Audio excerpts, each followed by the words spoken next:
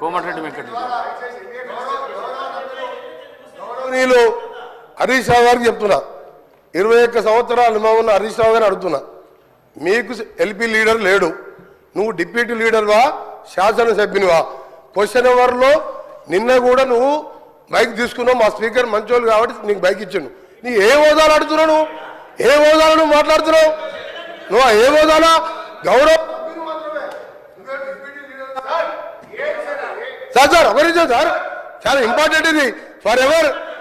తెలంగాణ ప్రజలకు తెలవాలి సార్. తెలంగాణ ప్రజలకు తెలవాలి.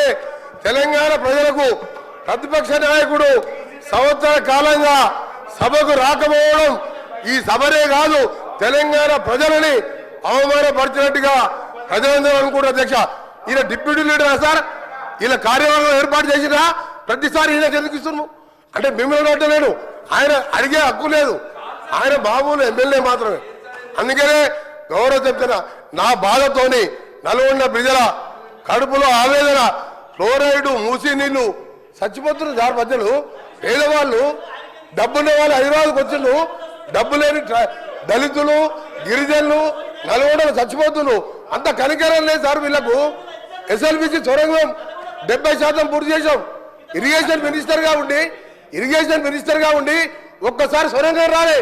ఆయన నల్గొండ గురించి కానీ నా గురించి కానీ మాట్లాడే హక్కు లేదు అధ్యక్ష. ఆయన ఒక గౌరవ శాసనసభ్యుడు మాత్రమే, డిప్యూటీ లీడర్ కాదు, సిఎల్పి సెక్రటరీ కాదు, లీడర్ లేడు వాళ్లకు. వాళ్ళ సార్ మాట్లాడేది.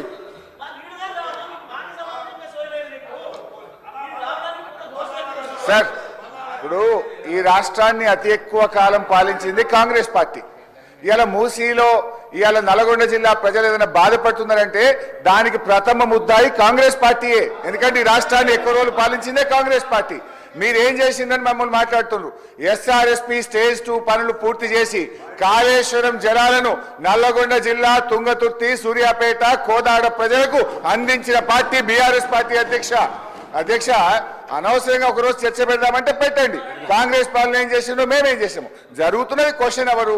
క్వశ్చన్కు సూటిగా ప్రశ్నకు ఆన్సర్ జరిగితే 10 ప్రశ్నలు వచ్చేటువంటి అవకాశం ఉంటుంది.